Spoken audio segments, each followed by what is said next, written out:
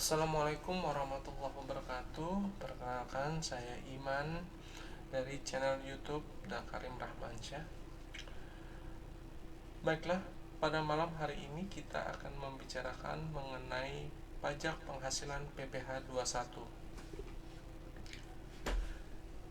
Dari sisi pengertian PPh pasal 21 adalah pemotongan pajak atas penghasilan sehubungan dengan pekerjaan, jasa, atau kegiatan dengan nama dan dalam bentuk apapun yang diterima atau diperoleh wajib pajak orang pribadi dalam negeri. Jadi harus dicatat di sini adalah PPh 21 dikenakan pada wajib pajak orang pribadi dalam negeri. Pemotongan PPh pasal 21 terkait dengan ketentuan dalam pasal 21 Undang-Undang Pajak Penghasilan yang mengatur tentang pemotongan, penyetoran, dan pelaporan pajak atas penghasilan sehubungan dengan pekerjaan, jasa, dan kegiatan dengan nama dan dalam bentuk apapun yang diterima atau diperoleh wajib pajak orang pribadi dalam negeri. Ya. Jadi satu catatan di sini adalah PP 21 terkait dengan pemotongan dari penghasilan, ya, pajak atas penghasilan sehubungan dengan pekerjaan, jasa, atau apapun namanya, yang jelas harus diterima oleh wajib pajak orang pribadi. Jadi bukan wajib pajak badan, tapi wajib pajak orang pribadi, dan statusnya adalah wajib pajak pribadi dalam negeri.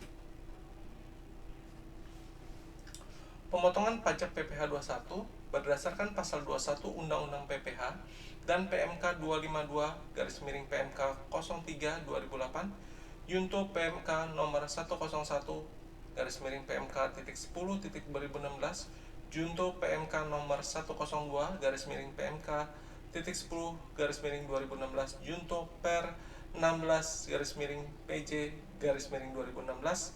Pemotong PPh 21 adalah pemberi kerja yang terdiri dari orang pribadi dan badan, baik merupakan pusat maupun cabang, perwakilan atau unit yang membayar gaji, upah, honorarium, tunjangan, dan pembayaran lain dengan nama dan dalam bentuk apapun sebagai imbalan sehubungan dengan pekerjaan atau jasa yang dilakukan oleh pegawai maupun bukan pegawai. Jadi kalau kita bicara mengenai pemberi kerja yang memotong, ya, itu boleh orang pribadi maupun badan, ya. Jadi orang pribadi maupun badan yang memperkerjakan seseorang, dia harus melakukan pemotongan terhadap PPh 21 kecuali ditentukan oleh peraturan. Selain pemberi kerja tadi di poin nomor 1, poin nomor 2 yang memotong PPh pasal 21 adalah bendahara atau pemegang kas, termasuk bendahara atau pemegang kas pada pemerintah pusat termasuk TNI Polri, pemerintah daerah, instansi atau lembaga-lembaga negara lainnya, dan kedutaan besar Republik Indonesia di luar negeri yang membayarkan gaji, upah, honorarium, tunjangan, dan pembayaran lain dengan nama dan dalam bentuk apapun sehubungan dengan pekerjaan atau jabatan, jasa, dan kegiatan.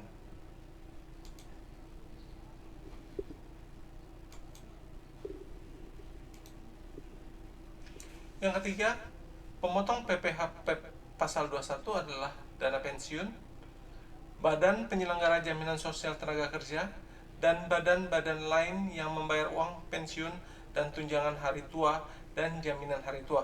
Sebagaimana yang kita ketahui, apabila seseorang memperoleh uang pensiun, maka dia wajib dipotong PPh 21, dan pemotongnya adalah dana pensiun yang bersangkutan. Yang keempat adalah orang pribadi yang melakukan kegiatan usaha atau pekerjaan bebas, serta badan yang membayar honorarium atau pembayaran lain sebagai imbalan sehubungan dengan jasa dan atau kegiatan yang dilakukan oleh orang pribadi dengan status subjek pajak dalam negeri, termasuk jasa tenaga ahli yang melakukan pekerjaan bebas dan bertindak untuk dan atas namanya sendiri, bukan untuk dan atas nama persekutuannya.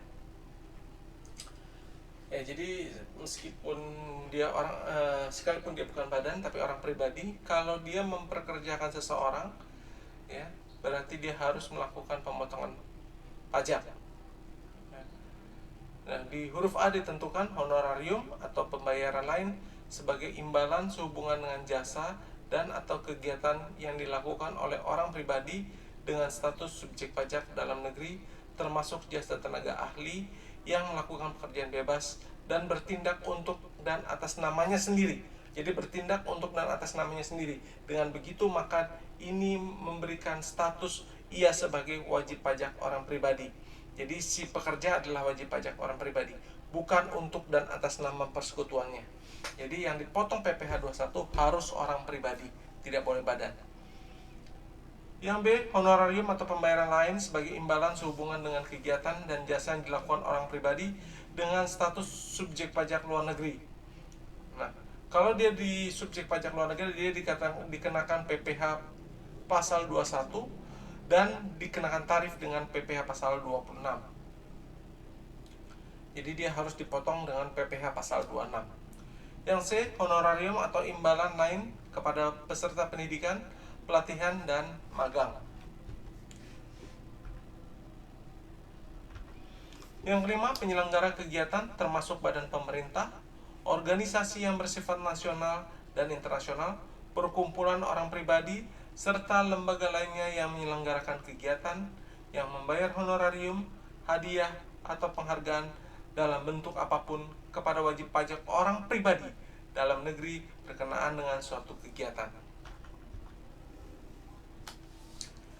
Yang tidak termasuk pemotong PPh 21, pemberi kerja yang tidak wajib melakukan pemotongan, penyetoran dan tidak wajib melakukan pemotongan dan penyetoran PPh 21 adalah kantor perwakilan negara asing. Jadi kalau perwakilan negara asing, kedutaan besar negara asing, dia punya pegawai, dia tidak wajib melakukan pemotongan dan penyetoran PPh 21. Yang kedua adalah organisasi-organisasi internasional sebagaimana dimaksud dalam pasal 3 ayat 1 huruf C Undang-Undang PPh yang telah ditetapkan oleh Menteri Keuangan. Pemberi kerja orang pribadi yang tidak melakukan kegiatan usaha atau pekerjaan bebas yang semata-mata memperkerjakan pekerjaan rumah, yang semata-mata memperkerjakan pekerjaan rumah tangga atau pekerjaan bukan dalam rangka melakukan kegiatan usaha atau pekerjaan bebas. Jadi tidak termasuk dalam pemotong PPh 21. Di sini adalah yang pertama yang jelas. Yang pertama dan kedua adalah kantor perwakilan negara asing. Yang kedua adalah organisasi internasional yang ada di sini. Ya kalau perwakilan negara asing sudah jelas, kedutaan besar negara lain seperti kedutaan besar Amerika, kedutaan besar Australia, seluruh kedutaan besar dia tidak wajib melakukan pemotongan dan penyetoran PPh 21 di Indonesia. Demikian juga untuk seluruh organisasi internasional, dia tidak perlu melakukan pemotongan dan penyetoran PPh 21 atas karyawan-karyawannya sepanjang dia dimaksud tercantum di pasal 3 ayat 1 huruf C Undang-Undang PPh dan telah ditetapkan oleh Menteri Keuangan. Nah, yang poin nomor 3 ini yang agak berbeda. Pemberi kerja orang pribadi. Jadi kalau dia orang pribadi, pemberi kerja, dia tidak melakukan kegiatan usaha atau pekerjaan bebas dan semata-mata memperkerjakan pekerja rumah tangga. Jadi ini kalau misalnya seseorang memperkerjakan seperti asisten rumah tangga, babysitter, maka dia dibebaskan atau dia tidak termasuk sebagai pemotong PPh 21. Jadi ke profesi-profesi tadi seperti asisten rumah tangga, supir, ataupun juga babysitter, sepanjang si pemberi kerja tidak melakukan kegiatan usaha atau pekerjaan bebas dan semata-mata memperkerjakan mereka sebagai pekerjaan rumah tangga, ya, seperti tadi tukang kebun, asisten rumah tangga, dan dia tidak bukan dalam rangka melakukan kegiatan usaha, maka dia tidak perlu melakukan pemotongan dan penyetoran PPh 21. Lain seandainya kita memperkerjakan seorang office boy, tapi yang memperkerjakan adalah suatu badan usaha, ya, dia tetap meskipun pekerjaannya adalah bersih-bersih, tapi dia tetap harus dipotong PPh 21. Kenapa? Karena yang memperkerjakannya adalah badan usaha. Kalau ini semata-mata adalah orang pribadi yang tidak melakukan kegiatan usaha atau pekerjaan bebas dan semata-mata memperkerjakan pekerjaan rumah tangga. Ini adalah skema dari PPh 21. Jadi Penghasilan dibagi dua, ada yang menjadi objek PPh 21 dan ada yang bukan merupakan objek PPh 21. PPh 21 juga dibagi dua, ada yang dikenakan PPh final dan PPh tidak. PPh bukan final. Nanti akan dipelajari di sesi-sesi berikutnya. Penghasilan yang merupakan objek PPh 21 adalah: 1. Penghasilan yang diterima atau diperoleh pegawai tetap, baik berupa penghasilan yang bersifat teratur maupun tidak teratur. Jadi kalau pegawai tetap punya penghasilan yang teratur setiap bulan, dia pasti dipotong PPh 21. Demikian juga penghasilan yang bersifat tidak teratur, seperti kalau komisi dan sebagainya, tetap harus dipotong PPh 21. Lalu yang kedua adalah penghasilan yang diterima atau diperoleh penerima pensiun secara teratur berupa uang pensiun atau penghasilan sejenisnya. Yang ketiga, penghasilan berupa uang pesangon, uang manfaat pensiun, tunjangan hari tua yang dibayarkan sekaligus, yang pembayarannya melewati jangka waktu 2 tahun sejak pegawai berhenti bekerja. Yang keempat, penghasilan pegawai tidak tetap dan tenaga kerja lepas berupa upah harian, upah mingguan, upah satuan, upah borongan atau upah yang dibayar secara bulanan, tetap harus dipotong PPh 21. Imbalan yang kelima, imbalan kepada bukan pegawai seperti honorarium, komisi, fee, dan imbalan sejenisnya dengan nama apapun. Jadi misalnya suatu perusahaan, kantor mengadakan suatu acara, mengundang bintang tamu, memberikan honor, komisi atau fee, maka terhadap penghasilan tersebut harus dipotong PPh 21 karena merupakan objek dari PPh pasal 21. Yang keenam, imbalan kepada peserta kegiatan, antara lain berupa uang saku, uang representasi, uang rapat, honorarium, hadiah atau penghargaan dengan nama dan dalam bentuk apapun. Yang ketujuh, penghasilan berupa honorarium atau imbalan yang bersifat tidak teratur yang diterima atau diperoleh anggota Dewan Komisaris atau Dewan Pengawas yang tidak merangkap sebagai pegawai tetap pada perusahaan yang sama. Yang kedelapan, penghasilan berupa jasa produksi, tentin, gratifikasi, bonus, atau imbalan lain yang bersifat tidak teratur yang diterima atau diperoleh mantan pegawai. Atau penghasilan berupa penarikan dana pensiun oleh peserta program pensiun yang masih berstatus sebagai pegawai dan dana pensiun yang pendiriannya telah disahkan oleh Menteri Keuangan.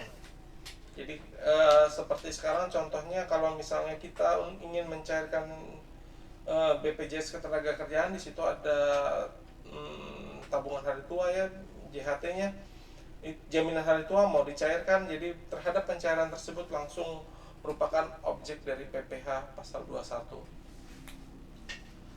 Kalau tadi kita bicara mengenai apa yang merupakan objek dari PPh 21, di sini kita akan membicarakan yang tidak termasuk dalam penghasilan yang dipotong PPh 21. Yang pertama adalah pembayaran manfaat atau santunan asuransi, maksudnya dari perusahaan asuransi sehubungan dengan asuransi kesehatan, asuransi kecelakaan, asuransi jiwa, asuransi dwiguna, dan asuransi beasiswa. Ya, jadi ini jelas di poin nomor 1 ini bahwa kalau kita misalnya mendapatkan asuransi, kita menggunakan asuransi, dan ketika kita menggunakan manfaat asuransi itu terkait dengan asuransi kesehatan, misalnya kita sakit, kita akan reimburse. Kalau asuransi kecelakaan, ketika terjadi kecelakaan akan diberikan santunan, maka penghasilan dari santunan maupun manfaat dari asuransi itu bukan merupakan objek pajak dan tidak akan dikenakan pajak. Yang kedua, penerimaan dalam bentuk natura atau kenikmatan dalam bentuk apapun yang diberikan oleh WP, wajib pajak atau pemerintah, kecuali penghasilan sebagaimana dimaksud dalam pasal 5 ayat 2. Nanti bisa dicek pasal 5 ayat 2 itu apa. Tapi yang jelas kalau penerimaan itu dalam bentuk natura, nah dalam bentuk natura itu contohnya misalnya kita diberikan beras atau diberikan makan siang, itu tidak akan dipotong PPh 21 ya. Karena tidak mungkin memotong PPh 21 dari barang-barang seperti itu. Lain halnya kalau natura itu disubstitusi dengan uang. Ketika itu diganti dengan uang, maka itu merupakan objek dari PPh 21. Yang ketiga, iuran pensiun yang dibayarkan kepada dana pensiun yang pendiriannya telah disahkan oleh Menteri Keuangan, iuran tunjangan hari tua atau iuran jaminan hari tua kepada Badan Penyelenggara Tunjangan Hari Tua atau Badan Penyelenggara Jaminan Sosial Tenaga Kerja yang dibayar oleh pemberi kerja. Jadi kalau kita BPJS Tenaga Kerja, ketika kita menerima iuran, ketika kita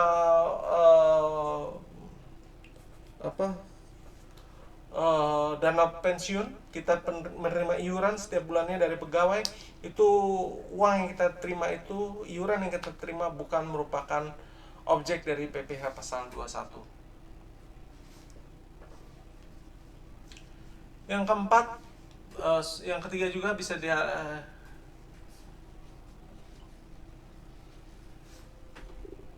dan iuran pensiun itu yang dibayarkan kepada dana pensiun, ini masih kita kembali ke nomor 3. Iuran pensiun yang dibayarkan kepada dana pensiun itu bukan merupakan objek dari PPh pasal 21. Jadi pengertiannya adalah kalau Anda mendapatkan penghasilan 100 misalnya, 20 Anda gunakan sebagai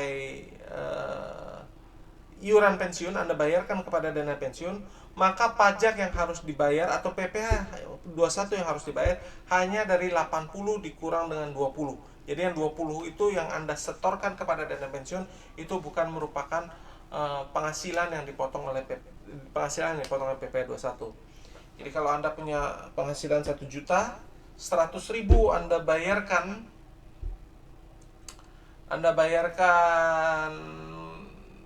kepada dana pensiun.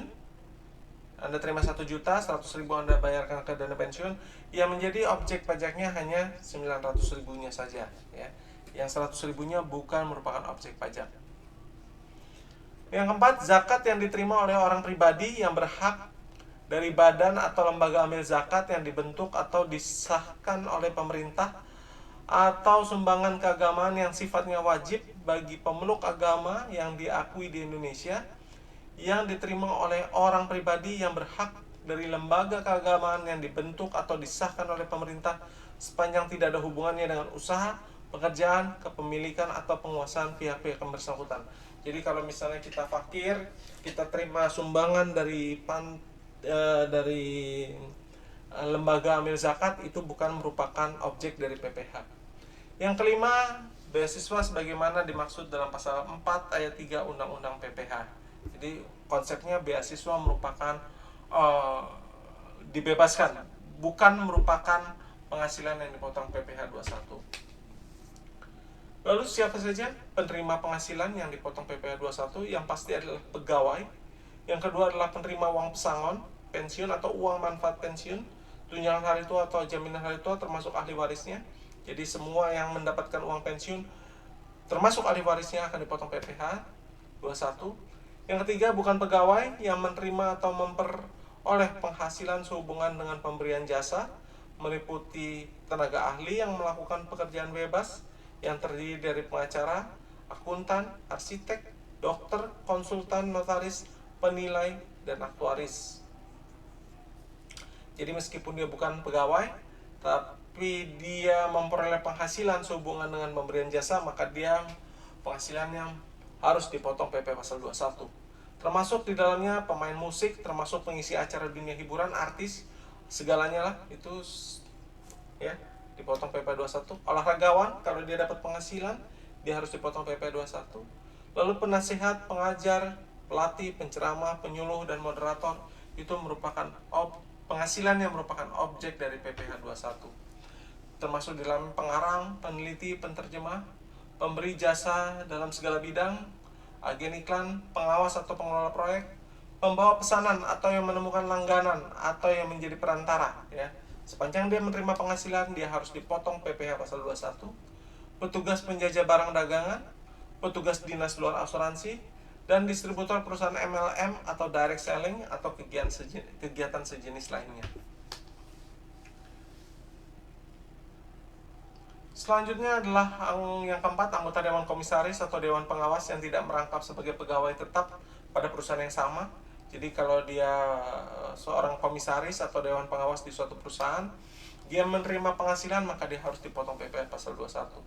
Mantan pegawai dan atau peserta kegiatan yang menerima atau memperoleh penghasilan sehubungan dengan keikutsertaannya dalam suatu kegiatan, antara lain peserta perlombaan di segala bidang, peserta rapat, konferensi, dan sejenisnya, peserta atau anggota kepanitiaan penyelenggaraan kegiatan. Jadi ada anggota jadi ada panitia ya, dia dapat penghasilan, dia harus dipotong PPh 21, termasuk peserta didik atau pelatihan atau peserta kegiatan lainnya sepanjang dia terima penghasilan. Setelah panjang dia terima uang dalam bentuk uang saku, tunjangan atau sebagainya, sepanjang dia terima dalam bentuk uang maka harus dipotong PPh pasal 21. Nah, ini PPh 21 mengatur pengenaan tarif yang lebih tinggi bagi wajib pajak yang tidak memiliki NPWP. Besarnya tarif pajak yang ditetapkan terhadap wajib pajak yang tidak memiliki NPWP adalah lebih tinggi 20% dibandingkan wajib pajak yang tidak memiliki NPWP. Nah, dalam menghitung penghasilan, dalam menghitung pajak penghasilan PPh 21, maka penghasilan itu boleh dikurangkan dengan 1. Biaya jabatan bagi pegawai tetap sebesar 5% dari penghasilan bruto atau dengan batas maksimal 6 juta per tahun atau 500.000 per bulan. Ya, jadi dia ditetapkan 5% dari penghasilan bruto, tapi ada maksimalnya 6 juta per tahun atau 500.000 per bulan. Dan ini hanya bagi pegawai tetap. Yang kedua, iuran pensiun atau JHT yang dibayar oleh pegawai kepada dana pensiun. Tadi berkaitan yang kita bahas tadi, yang bukan merupakan di mana iuran pensiun yang dibayar oleh pegawai kepada dana pensiun itu bukan merupakan objek PPh 21. Jadi otomatis dia merupakan pengurang penghasilan yang diperbolehkan dalam menghitung pajak PPh pasal 21. Ya, jelas di poin 2 disebutkan iuran pensiun atau JHT yang dibayar oleh pegawai pada dana pensiun yang pendiriannya disahkan oleh Menteri Keuangan maka boleh dikurangkan dari penghasilan. Yang ketiga, apabila dia sudah bukan pegawai lagi melainkan pensiunan, maka ada biaya pensiun yaitu sebesar 5% dari penghasilan bruto tentunya, atau setinggi-tingginya sebesar 2.400.000 per tahun atau 200.000 per bulan. Selanjutnya, dalam menghitung penghasilan PPh pasal 21 dikenal juga adanya lapisan penghasilan yang tidak kena pajak. Aturan PTKP terakhir adalah berdasarkan PMK nomor 101/PMK.010/2016 per tahun adalah sebesar 54 juta rupiah untuk wajib pajaknya sendiri. Lalu ada tambahan 4.500.000 rupiah tambahan jika wajib pajak tersebut statusnya menikah atau kawin, dan tambahan lagi 4.500.000 untuk tanggungan dengan syarat ia merupakan tanggungan sedarah atau semenda dalam garis keturunan lurus, 1 garis keturunan lurus, serta anak angkat paling banyak 3 orang. Besarnya PTKP dihitung berdasarkan keadaan di awal tahun pajak. Jadi kalau misalnya jadi besarnya PTKP itu dihitung di awal tahun ya, awal tahun kalender, karena tahun pajak itu sama dengan tahun kalender. Jadi dihitung pada saat tanggal 1 Januari 2000, misalnya dilihat kondisi pada tanggal 1 Januari. Jadi kalau seseorang itu menikah, misalnya dia untuk WP pribadi dapat 54 juta. Pada tanggal 1 Januari kondisinya dia belum menikah, maka PTKP-nya adalah 54 juta. Dia menikah pada tanggal 2 Januari tahun 2020, maka PTKP untuk tahun 2020 belum berubah. PTKP-nya belum berubah, tetap 54 juta. PTKP-nya baru berubah menjadi 58.500.000, di mana ada 54 juta untuk WP pribadi dan tambahan 4.500.000 untuk tambahan WP kawinnya di tahun berikutnya, karena dilihat kondisinya pada tanggal 1 Januari tahun bersangkutan. Jadi kalau kembali ke contoh tadi, kalau kita menghitung PTKP tahun 2020, maka kita harus lihat statusnya di 1 Januari 2020. Di 1 Januari 2020 dia belum menikah, maka statusnya adalah WP pribadi tidak kawin. Itu 54 juta. Ketika tanggal 2 Januari 2020 dia kawin, itu tidak berpengaruh pada perhitungan PTKP di tahun 2020, baru berpengaruh di perhitungan PTKP tahun 2021. Ya. Untuk karyawati, nah ini berbeda. Karyawati, kalau dia karyawati bukan karyawan ya, perempuan berarti untuk karyawati. Kalau ia kawin maka berlaku ketentuan PTKP hanya untuk dirinya sendiri 54 juta, penghasilan tidak kena pajaknya. Sedangkan untuk karyawati yang tidak kawin, maka PTKP-nya boleh PTKP-nya adalah untuk dirinya sendiri dan diperbolehkan untuk tanggungannya. Jadi di sini kalau karyawati itu kawin, maka PTKP tanggungannya harus mengikuti di status PTKP-nya suami. Selanjutnya juga ada penghasilan yang tidak mendapatkan PTKP. Kalau ini kita masih bahas PTKP. Jadi penghasilan yang tidak memperoleh PTKP adalah kalau dia bukan karyawan tetap ya. Kalau dia penghasilannya merupakan harian, mingguan atau borongan, maka tidak dikurangi dengan PTKP. Lalu ada uang pensiun, uang pesangon atau uang tabungan hari tua atau JHT dan pembayaran lain sejenis, dia juga tidak dipotong PTKP ya. Lalu honorarium, uang saku, hadiah, penghargaan dengan nama dan dalam bentuk apapun, komisi, beasiswa, dan pembayaran lain sebagai imbalan sehubungan dengan pekerjaan dan kegiatan yang dilakukan WP dalam negeri ya. Jadi kaitannya kalau yang namanya PTKP, kalau di sini kita lihat berarti dia harus memiliki pekerjaan atau pendapatan secara berkesinambungan. Kalau tidak berkesinambungan berarti dalam menghitung PPh 21-nya tidak memperhitungkan PTKP. Dan yang terakhir di seri PPh 21 di sesi pertama ini adalah tarif. Tarif yang digunakan untuk menghitung PPh 21 adalah tarif PPh-OP. Tarif PPh orang pribadi di pasal 17 Undang-Undang PPh, yaitu sampai dengan lapisan 50 juta pertama pajaknya ada 5%, 50 juta sampai 250 juta pajaknya 15%, lapisan 250 juta sampai 500 juta dikenakan pajak 25%, dan di atas 500 juta dikenakan pajak sebesar 30%. Nah, itulah penjelasan mengenai PPh pasal 21 di sesi pertama. Di sesi berikutnya kita akan coba nanti latihan-latihan tata cara penghitungan PPh 21 untuk berbagai kasus. Karena PPh 21 ini juga kasusnya banyak, sangat variatif.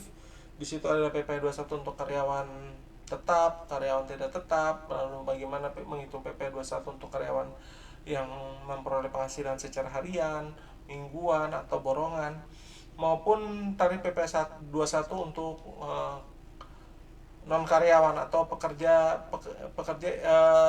orang pribadi yang melakukan pekerjaan bebas. Ya, itu macam-macam nanti variasi dari penghitungan PPh 21 yang akan kita pelajari di video-video berikutnya. Kita akan pelajari secara khusus mengenai perhitungannya. Dan untuk video ini adalah pengantar dasar dari PPh 21. Demikian saja. Billahi taufiq wal hidayah. Wassalamualaikum warahmatullahi wabarakatuh.